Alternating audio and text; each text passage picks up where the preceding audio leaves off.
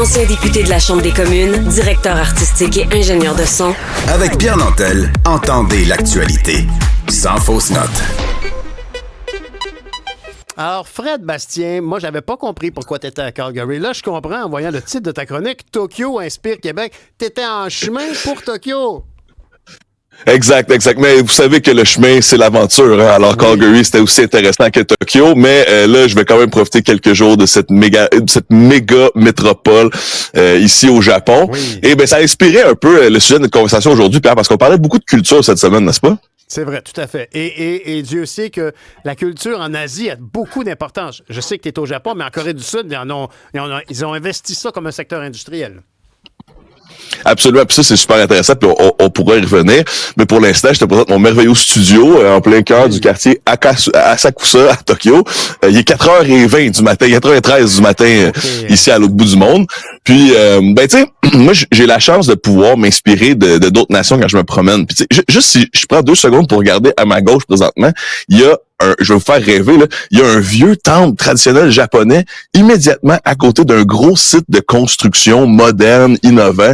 Puis, c'est la première chose qui me vient en tête quand je pense au Japon. Tu sais, commençons avec une anecdote. Il y a des problèmes sociaux au Japon, entendons-nous, il y en a. Mais il y a aussi des trucs qui réussissent extrêmement bien. Puis moi, je commence toujours là en me disant, tu sais, vous savez, quand on voit des événements sportifs, là, on voit les Olympiques, les championnats mondiaux de foot, mais les Japonais qui viennent encourager leur équipe nettoient le stade, mais pas juste leur section où est-ce qu'ils sont. Là. Ils se mettent à ramasser les déchets de tout le monde autour d'eux. Tu sais, puis cette espèce de vocation collective pour la propreté, ça commence très tôt parce que j'ai demandé à des gens ici qui m'ont confirmé, dans les écoles primaires au Japon, il n'y a pas de concierge. C'est les enfants qui apprennent à nettoyer leur école.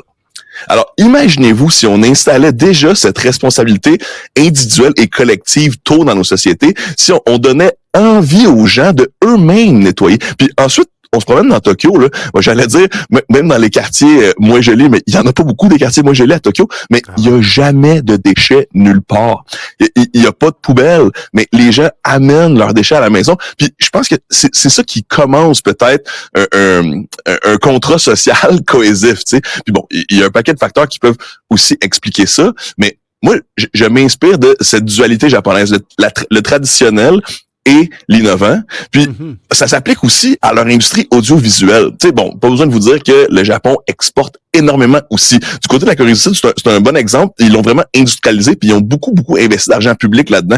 Au Japon, c'est beaucoup par le contenu lui-même qu'on réussit à rejoindre les gens. Je pense à Pokémon, par exemple, une série qui a fait le tour du monde. Je pense à Naruto, par exemple. Je pense à plein d'animés, de mangas, Dragon Ball.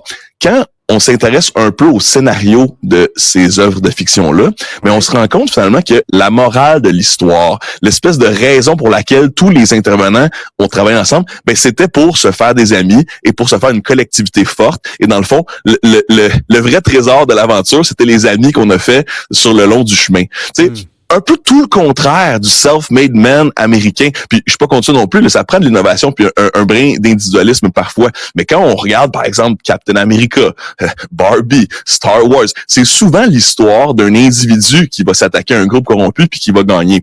Donc, moi, je pense que au Québec, si on veut s'inspirer de ce qui fonctionne bien, on peut regarder les Américains qui racontent leur mythe national puis leurs valeurs individualistes via leur audiovisuel. Puis on peut penser au Japon qui fait exactement la même chose, qui réussit à pousser ses valeurs collectives avec de l'audiovisuel fort. Puis ce qui est intéressant au Japon, c'est qu'il y a vraiment une part de la société civile et privée là-dedans. C'est pas vraiment juste le gouvernement qui pousse l'audiovisuel dans cette direction-là.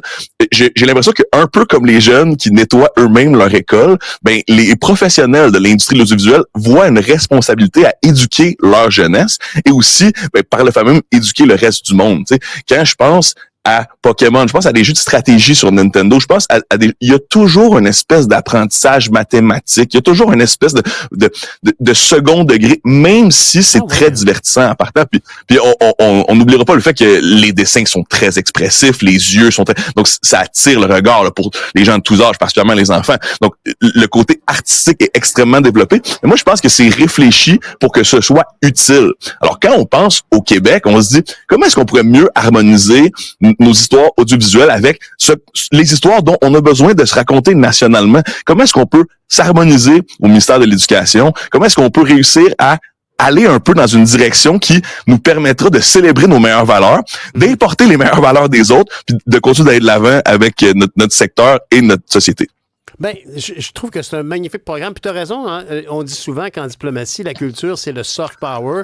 C'est une manière de faire passer son message.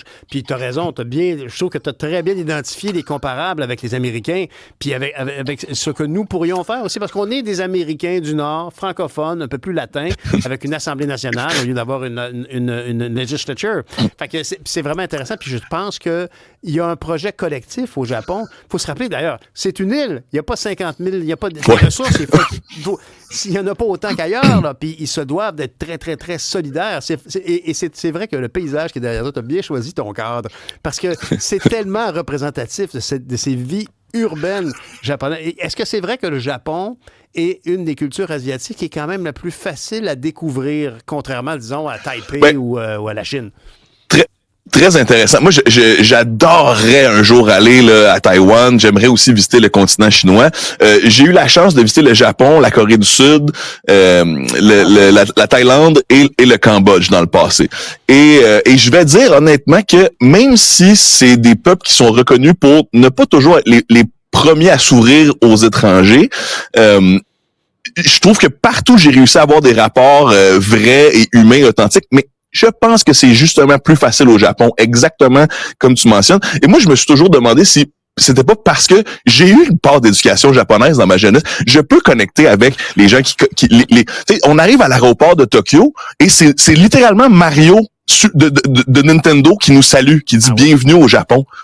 On marche un peu dans les rues puis ben justement le projet national, tu sais, l'idée que quand je me promène dans l'aéroport de Tokyo, j'ai l'impression que Nintendo est de concert avec l'objectif d'accueillir les gens au pays, tu sais. Donc c'est super intéressant, puis on voit à quel point ça finit par avoir un impact. Là aujourd'hui on relate que bon Tokyo inspire Québec, le Japon inspire Québec, mais moi je suis convaincu aussi qu'en passant quelques jours ici, je vais trouver des inspirations québécoises au Japon. Bon, je vous raconte une petite histoire. La première fois que j'étais venu il y a quelques années, j'avais visité un restaurant de poutine à Tokyo. Ça s'appelait Robson Fries. Et bon, dans le cadre d'une campagne là, que j'avais faite avec la ville de Drummondville à l'époque, là, j'allais démontrer à quel point les idées québécoises et les idées drummondvilloises, pour ceux qui acceptent que la poutine vient vraiment de Drummondville, mais un gros débat, ça fait le tour du monde. Ça fait, oui, mais le point, c'est qu'une idée québécoise a fait le tour du monde assez pour que un restaurant à Tokyo, qui est reconnu là pour sa cuisine puis sa gastronomie internationalement, se spécialise là-dedans. Puis on parlait de la Corée du Sud, ça m'a marqué puis ça me marquera toujours. Puis je suis ouvert à me faire impressionner comme ça ici aussi. Mais en Corée du Sud, justement, j'avais un peu plus de difficulté à connecter avec la population locale. Tu sais, aussi là, je veux dire. Un grand gars avec une barbe, tu sais, ça peut peut-être être intimidant dans certains quartiers.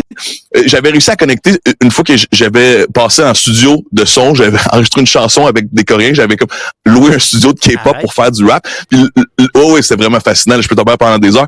Puis il y a une bonne chanson qui est sortie de ça. Mais ce qui est intéressant aussi, c'est qu'à partir de là, j'ai l'impression que j'ai eu une connexion avec la population locale. Puis là, j'avais comme un lien authentique. Puis je me faisais peut-être moins juger comme étranger à ce moment-là. Et le meilleur moment de mon voyage en Corée du Sud il y a 2 ans, c'est à un moment donné, je savais pas trop quoi faire une soirée. Je me disais, il y a un cinéma, je vais aller voir un film en Corée du Sud. C'est bon, je comprendrais peut-être pas grand-chose, mais ça va être intéressant. C'est un gros cinéma. Là, imaginez-vous comme les gros complexes qu'on a au Québec. Il y avait plusieurs étages. Le principal étage, c'était celui des films qu'on connaît, là, les blockbusters internationaux ainsi que les gros. Il y avait beaucoup de films japonais en Corée, ça c'est intéressant, qui étaient traduits en coréen. Mais quand je suis arrivé sur l'étage des films d'auteur, donc imaginez-vous là, un méga centre de cinéma, il y avait un gros poster de Xavier Dolan. C'était la décoration principale de la pièce. Et j'étais à Séoul, à Corée du Sud, à l'autre bout du monde. Il y consacré au cinéma d'auteur. Dans ce cinéma-là, il y avait une telle variété que même là, niché comme ça, on avait un de nos réalisateurs préférés qui était exposé comme ça. Et non, mais c'est plus que ça. Ce n'était pas qu'un poster. C'était le poster de décoration principale de cette salle. C'est donc, on servait de Xavier Dolan pour représenter le cinéma d'auteur international à l'autre bout du monde. Donc là, moi, je me dis, soit le monde est petit ou le Québec est grand. Ben, écoute, puis je suis heureux que tu me parles de Corée du Nord, mais je pense que le Japon mériterait qu'on en parle beaucoup plus longtemps. Mais la Corée du Sud, excuse-moi, oui, tu as raison, Corée du Nord, Corée du Sud. Je voulais juste te demander, puisque tu y es allé, puis qu'on en parle beaucoup dans les journaux actuellement, là, tu sais, on a parlé du président qui a déclaré l'état de guerre. Oui, mon Dieu. Est-ce que c'est fragile, cette démocratie occidentalisée qu'on voit en Corée du Sud? Est-ce que c'est... Et mon Dieu.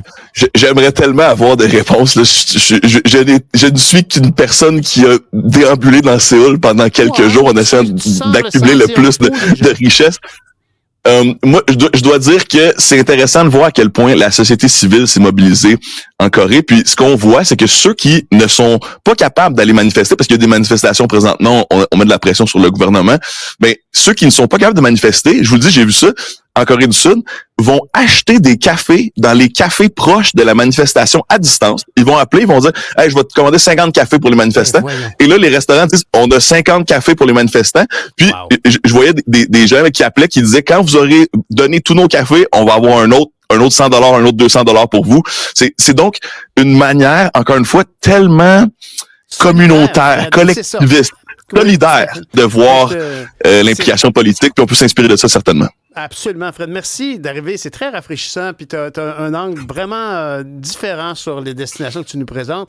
Puis oui, on peut s'en inspirer. Puis je pense que le Québec a un potentiel pour s'en inspirer plus que le Michigan ou l'Ohio parce qu'on a un projet de souveraineté, de distinction du reste du Canada. Fait que inspirons-nous et levons tous ensemble, serrons-nous les coudes. Merci beaucoup, Fred.